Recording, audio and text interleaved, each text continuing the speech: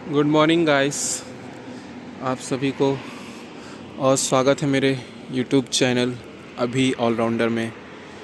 आज कुछ दिन बीत गए जो मैंने अपनी नई वीडियो नहीं डाली। आज मैं अपनी वीडियो डालने वाला हूं और आज का जो हमारा टॉपिक है, आज 22 जनवरी है और आज के हमारे टॉपिक श्री रामचंद्र भगवान जी हैं, जिनके बारे में आज पूरा देश जो हल्के में लेता था, आज पूरा देश उन्हीं के धुन में लगा हुआ है। आज पूरे देश में श्री रामचंद्र भगवान जी छाए हुए हैं।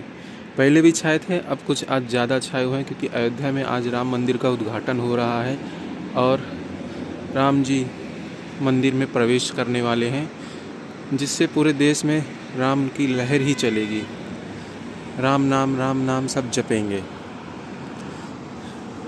जो लोग ये कहते हैं कि राम जी काल्पनिक हैं, जो गैर हिंदू हैं, जो राम जी के ज़्यादा इम्पोर्टेंट नहीं समझते, वो राम जी की महिमा को जानते ही नहीं हैं कि राम जी के होने की जो सबूत है वो यहाँ ही नहीं है, वो नेपाल, श्रीलंका वगैरह कई कंट्रियों में हैं और कितने देशों में उनको मानने वाले हैं। इंडोनेशिया जैसे इस्लामिक कंट्रियों में और भी बहुत सारी कंट्रियों में, अफ़गानिस्तान, पाकिस्तान वगैरह में कई लोग जो उनके सबूत है, साक्ष्य मौजूद हैं।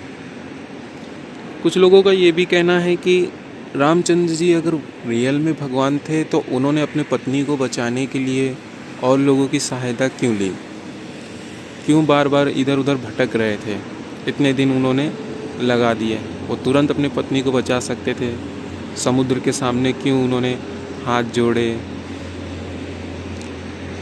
तो वो तो कुछ चीज़ें ऐसे ही नहीं जानते। श्री रामचंद्र भगवान तो मर्यादा पुरुषोत्तम थे, मनुष्य रूप में सबसे पहले तो अवतरित थे। मनुष्य रूप में वो आए थे धरती में और मनुष्य रूप में आने पे ही उन्हें उस सारे कार्यों का पालन करना था जो उन्होंने बनाए थे कि मैं भगवान हो। वो एक लोगों के सामने एक संदेश दे के गए कि मैं भगवान हो के मनुष्य रूप में आके वो सारे कष्ट झेल रहा हूँ और अपने कार्य को सिद्ध कर रहा हूँ, अपने कर्मों से, मेहनत करके, लोगों से वार्तालाप करके, प्रेम से अपने कार्यों को सिद्ध कर रहा हूँ। तो तुम तो मनुष्य हो, तो तुम भी ये कर सकते हो। अगर मैं कर सकता हूँ तो तुम भी कर सकते हो। तुम भी अगर कोई कष्ट आए तो उससे परेशान मत हो, अपने शक्ति का दुरुपयोग मत करो। वो लोगों के सामने एक संदेश छोड़ना चाहते थे। संदेश वो दे के गए हैं, लेकिन लोग उन्हें समझ ही नहीं पा रहे हैं। बहुत लोग उन्हें नहीं समझ पाते। अगर वो डायरेक्टली वहाँ से, वो जानते थे कि सीता जी का अपहरण होने वाला है, इसलिए वो रियल सीता माता को अग्निदेव के पास अमानत के तौर पर रख दिया था उन्होंने।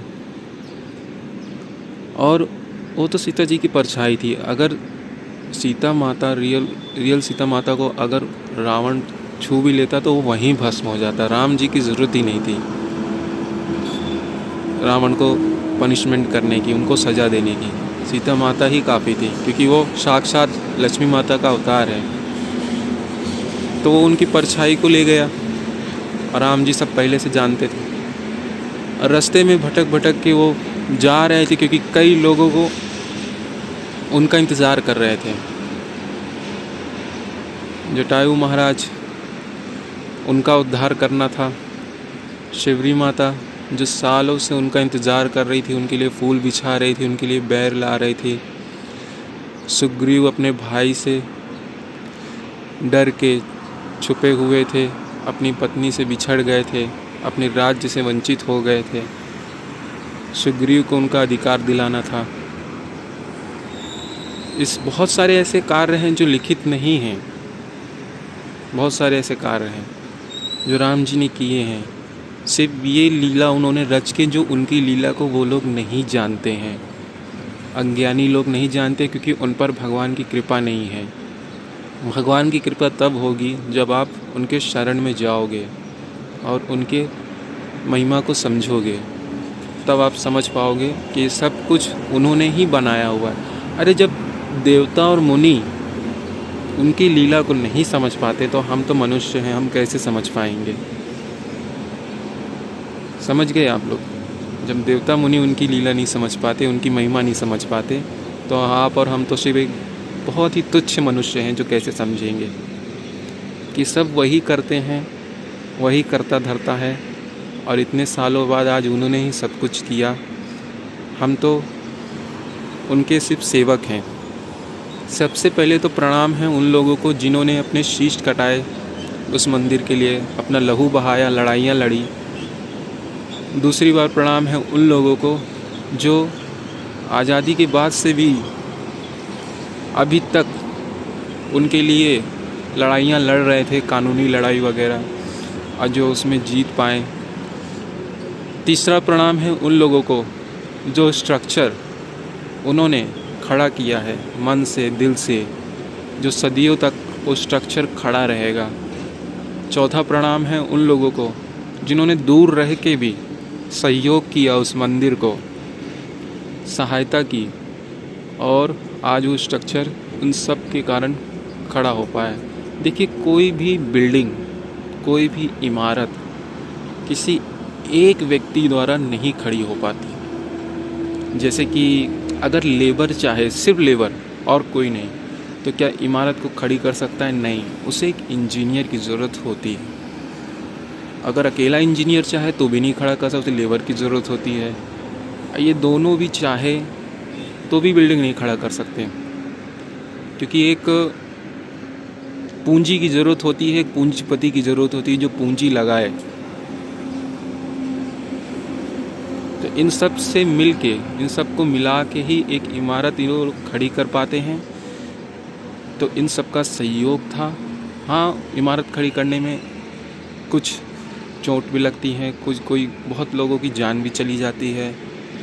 वैसे ही राम जी के मंदिर को आज स्थापना करने में आज इतने सदियों सालों लग गए। मेरा ये वीडियो बनाना किसी की भावनाओं को ठेस पहुंचाना नहीं है, मुझे तो खाली बस राम जी के बारे में कहना था, उनकी महिमा के बारे में बताना था। जो लोग जान के भी अनजान हैं, जो लोग नहीं जानते हैं कि सब कुछ भी उनके काल में जो कुछ भी हुआ वो राम जी के इच्छा से हुआ, वो उन्होंने करवाया ताकि वो हम लोगों को एक संदेश दे सकें। आज भी राम जी हैं, करता धरता वही हैं। आज भी इस भारतवर्ष के पालक, करता धरता सब वही हैं। हज़ारों सालों उन्होंने राज किया अयोध्या पे, और आज उनके राज करने, इतने सालों तक राज करने का नतीजा ही है कि भारत इस कलयुग में भी सोने की चिड़िया था। उन्हीं की वजह से आज भारत सोने की चिड़िया था। इतने आक्रमणकारी आए, इतना लूटा इस देश को, इतना खून बहाया लोगों का, लेकिन ये देश अपने कार्यों से हिला नहीं। वो मिटाते गए, हम बनाते गए, वो मिटाते गए, हम बनाते गए। अब वो खुद मिट गए, लेकिन आज भी हमने फिर भी बना दिया, और आज हमारा बना हुआ है और हमेशा बना रहेगा, कोई चाहे कुछ भी कर ले। आज वो खुद नहीं है, ना उनकी कोई नस्ल है, ना उनकी कोई पीढ़ी है, ना उनका दूर दूर तक कोई पता नहीं है। अधर्म पे चलने वाले लोग एक दिन मिट जाते हैं, और धर्म पे चलने वाले लोग, दुनिया ख़त्म हो जाएगी लेकिन वो हमेशा बने रहेंगे, हमेशा रहेंगे।